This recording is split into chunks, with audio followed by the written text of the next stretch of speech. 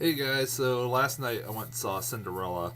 I know it's been a couple weeks since I've done a review. I've been pretty busy, and I know I got a lot of catching up to do. And actually right now, today is the 2 year or yesterday actually was the 2 year anniversary of me doing reviews on YouTube. So, hey, congrats to me. I've been doing this for 2 years now. Jesus Christ. I've been almost doing reviews for 3 years, actually. I started off, like, doing them on Facebook for my friends and stuff who don't know the story. And then Facebook wouldn't let me post any more videos, so I said, fuck it. I went to YouTube. There you go. And the rest is history. Um, anyways, yeah. Uh, I, uh, I'm gonna do a lot of catching up over the next couple of days, and that's pretty much the only way I'm gonna celebrate it. I wanted to do like a special review, but I couldn't think of anything. Usually, every time I ask people, "Oh, what movie should I review?" They go, I don't." They don't. Nobody ever answers. Only when Rob Williams died did anybody answer. Because I wanted to do a tribute review to Robin Williams, a movie I hadn't seen of his. Then I never did it. Way to go, Bill. Um, I that was not on purpose. I had a lot of shit going on at that time, and I just didn't have no time to go see or watch a Robin Williams movie. I was gonna review Good Morning Vietnam, but I never did. Anyways, Cinderella. Now, this is a movie that honestly I had not that much desire to see for months, mainly because I didn't really get anything didn't see anything about it at all. Like, not until probably about a month ago, I finally got a trailer for it, and I'm like, alright, that looks alright. I said, Kate Blanchett looks like she's going to be fun in it. That's the thing that stuck out to me. But, I was like, it looked alright. And I've been seeing that it's been getting really good reviews lately, really really good reviews, and it's pretty cool. It's pretty amazing because usually updates to classic fairy tales usually get really bad reviews, and it was being directed by Kenneth Branagh, which is weird. It means the guy's made like Shakespeare movies, made four. He's made that Jack Ryan movie that came out, Shadow Recruit. Yeah, he does a mixture of movies, and this is like, well, this is a weird one. I was like, this could be up his alley, though. And what did I think of it? It was alright.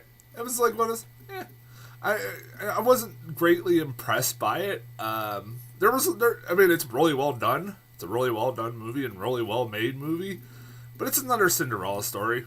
It's nothing different from anything you've seen before. As honestly, if I were to complain, really, it's nothing. It's the same basic Cinderella story you've seen before, but really well done. It's really well done. I'm not gonna lie, it is. It's really well done. It's really well made. There are a couple questionable things, but I'll get in that. But yeah, it was fine. It was fine for what it was. It was well acted. It was well made. It was, everything about it was really well done. There was nothing really bad, horrible about it. But as far as the acting goes, like I said, the main girl who played Cinderella, I don't know her name. She's an unknown. I'm pretty goddamn certain. She's a beautiful girl too, by the way. I hope she's. That would sound creepy. I hope she's over 18. I'm not sure, but because that sounds really creepy. If I said it and then she's not under 18, I apologize if that is true. But I swear she has to be older than 18. But anyways, this is a weird subject. Getting off this one. She does a pretty good job. She honestly she does like a better job than who's it? The girl who played Alice in Wonderland, who really showed no fucking emotion, had almost no personality whatsoever. She has a personality. She's likable. You can understand why people are falling in love with her. She's likable, and she has emotional scenes. There's some of the scenes I really liked was when they showed her moments of doubt. which I rarely have seen in like any stories of Cinderella, where she's trying to be this nice person, but then she has her moments where she can't take it anymore. What her stepmom, and their stepsisters are doing to her, and I like that. I thought that was really well done. Kate Blanchett. Kate Blanchett's just Kate Blanchett. She could have gone two ways about doing. There's two ways she could have gone about doing this role. She could have like overacted the shit, or she would just play it straight. And she pretty much plays it straight, and she does a really good job. She's convincing and evil. I love Kate Blanchett. That girl could fucking act her any like one of the best actresses out there. I mean, of course she's great in this. And she's like, honestly, the casting in this movie is perfect, really perfect. Even the stepdaughters. Not saying they're ugly or they're homely looking. They made them look homely looking. And they played their roles really well too. Yeah, they did a good job. They picked two really perfect girls for those roles, and the prince, he's about as, yeah. It doesn't really have a discernible. It didn't really matter who the hell they casted. They could have casted anybody, honestly. As the prince, honestly. I did crack up.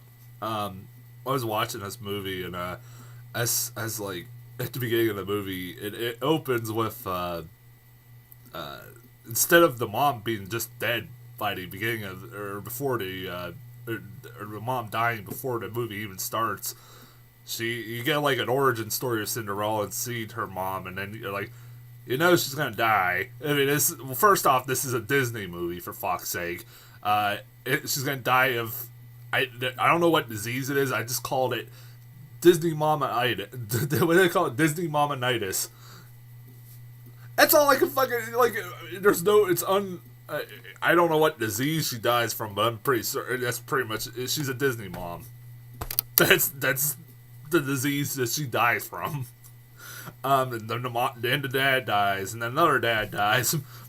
The girl I went to see this movie, she's like, I didn't realize that they're all gonna die in this movie. I'm like, well, it's a fucking Disney movie. No parents live. It's Disney parentitis. I don't know. So what the fuck do you expect?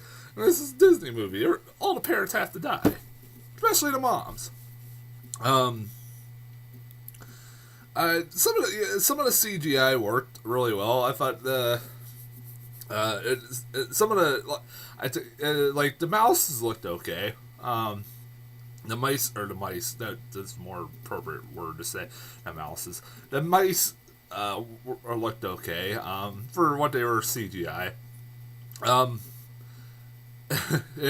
like there was like some pretty good uses. Like, I mean, this movie looked really well done. Like, it was really well made. It looked really nice. And, like, the production design was amazing. The costume design, everything was really well done. It looked like a Cinderella movie. It looked like it should take place in a Cinderella movie. And, like, the effects and stuff, some of the effects looked really good. Although, if I were to get into some complaints on it, some of the effects in this movie do look a little bad. Look really bad. Particularly, I said this when I saw the first trailer for this movie. That fucking steer, or deer, or stag, or whatever the fuck you want to call it. What the fuck is that? Sorry. What the fuck is that? That's the monstrosity. That is not a deer. That is a monstrosity. Don't know what the fuck that was supposed to be. That seriously, if you watch the trailer, you've seen it, and it's like one of those, they made a CGI version of a deer that's bigger, way bigger than any fucking live deer, and so it looks fake, really fake, and it's distracting, and it's one of those, it's really fake looking. Also, fucking when they turned those lizards into the coachmen, looked fucking too creepy. They looked really creepy. I think that was what they meant to go for, but at the same time, that was a little too fucking creepy for me. I mean, they were a little too fucking creepy. But well, for the most part, the effects were fine. I'm gonna bring up something I never like. And like I said, one of also the complaints is that it doesn't do really anything different. And like, of course, she falls in love with the prince from the first time they met. It's so God, I hate that fucking. I mean, I know it's part of the fairy tale, but fuck it, Jesus Christ. Like, at least Frozen had. I'll talk about Frozen in a second. Frozen had the gall to like do something like, why the fuck are you gonna marry this guy? Because you just met him. I liked that's what I liked about Frozen a lot. And yeah, the only Disney movie I've seen address that, which is awesome. But anyways, yeah, it has it's the same fairy tale, and I wish they would have done something a little different. I will say that, and maybe like change it up a little bit. Because I mean, I know some people would be all upset about it, but fuck it. This is not a perfect story, honestly. I mean, I know it's a story that's been around for years, but come on, I wouldn't mind like an updated version of it. But I mean, like I said, it's still really well done. I'm gonna bring up something though that I was thinking while I was watching the end of this movie, and this is not a complaint about the movie itself. It's more about the fairy tale. This is something that nobody's ever brought up, and somebody in the comments, please let me know. This is something I've never. I think I'm the first one to actually think about this. Like a major plot hole in the fairy tale. I've found like after watching this movie.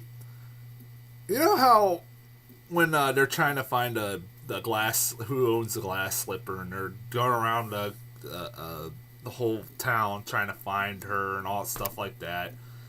And I'm sitting there like the whole time I'm like, you're telling me no one recognizes her, is able to recognize her, and every time they go up to a new girl, they don't go, that's not her, that doesn't look like her, there's no way that's fucking her. Like, really? I'm pretty goddamn certain, like, the girl I went to see, like, how the fuck do they not recognize her? That's my question. How do they not recognize her? She wasn't in a mask. She wasn't really hiding. Now, in the story's defense, the girl I went to see it with said the fairy godmother did put a spell where her mother or her stepmom and her stepdaughters couldn't recognize her, so maybe nobody else could recognize her. Okay, but that kind of goes out the window when the prince does recognize her, though. So what the fuck? That's all I'm gonna say is what the fuck. Like that's something that's never been brought up. I'm like, it was like, somebody in the comments, please explain that one to me. How the fuck does nobody recognize her? Like, honestly, that search for the owner of the glass slipper should really take, like, not that long of a time. They just go around to each house and go, oh, you don't look like her, bye. You don't look like her, bye. You don't look like her, bye. Oh, you do. Alright. That's about as fucking simple as it goes. Fucking retarded. Anyways, that's something I don't know. Anyways, it's not a bad movie. It's it's watchable. The kids I went to see it with fucking loved it. Speaking of that, when we went to see this movie, it was like a crowded theater full of teenage little girls and all that stuff like that, and everybody was going to see it with their parents. And these kids were screaming at their fucking top of their lungs. You know what? I wanted to go over and smack the fucking shit out of the parents. This is a movie theater, not their fucking house. They should take control of their fucking kid. That's annoying. Like, the little kids some of them were getting a little fucking annoying. And it's the parents who fucking should take control. But of course, no, they don't want to punish their kids nowadays, because they think that's child abuse. Fucking idiots. And like I said, be fucking courteous to you have to be courteous to everybody else. Your kid's acting like a fucking jackass and like screaming at the top of their lungs. Don't fucking bring. If they're gonna do that, then leave. Don't fucking stay. They're distracting everybody fucking else. And it wasn't as bad as the movie got along, but fucking Jesus. And this movie did get a standing ovation. People started clapping like, really? This movie isn't that good. I heard somebody complain about recently about people giving movies standing ovations at the end of it. They're like, nobody, they will not hear you. Quit clapping. Nobody is hearing you. That made me laugh. I was like, all right, that makes sense. But anyways, yeah, I'll go see Cinderella. It's all right. As far as the short that was in front of it, Frozen Fever, it was all right. I'm over Frozen. I'm over it so much.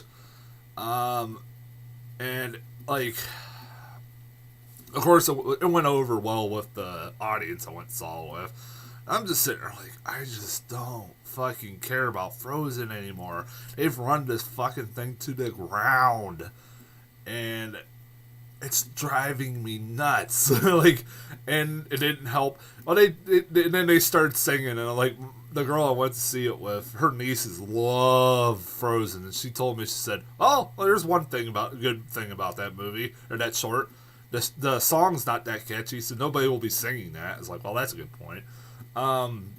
It's all right. It was all right. That's all I'm gonna say. It was just all right. And I'm sick of Frozen. It's one of those things that's gotten overblown. I like the movie, but it's not that much as some people do. I don't know. I know what? I don't know. Anyways, I do got new trailers. I did get new trailers. Hold on, give me 1 second here. Alright. The new trailers I got in front of this movie. I did get a bunch of new ones here. There's a lot I gotta talk about here. I'm hoping I get make this short and sweet. Tomorrowland. The new trailer for Tomorrowland. I don't know what the fuck this movie's about. It's just like if this little girl goes into Fantasyland. I guess this is based off like a theme park ride at Disney World. And from what I was told, I haven't been to Disney World, so there you go. And she gets this pendant, and every time she touches the pendant, she goes to this magical land. That's all I know about it. And George Clooney's in it too. I forget who else was. I saw somebody else in it that I recognized, but I forget who. Inside Out. I got the new trailer for Inside Out. That looks funny as hell. I remember there was even an inappropriate joke that I was like, I didn't get until right away. I forget what the hell that joke was, but it was pretty goddamn funny. It looks cute. And like I said, if you don't know, it's Pixar's new movie where they, every like characteristic about you, fear, anger,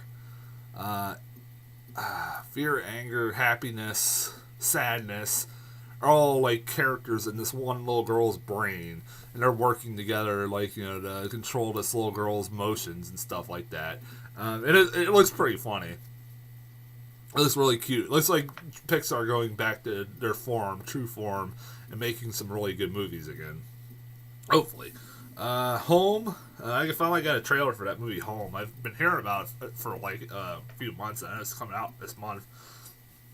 Honestly, it didn't look too bad, but then when they throw in the references just wave my hands like I just don't care. I'm like, what the fuck? Who the fuck says that anymore? This is that's a dated reference now. Because what the fuck? I was like, I don't really care. I don't care for it at all. And then I got Hotel Transylvania 2. Didn't see the first one. I've heard mixed things about it.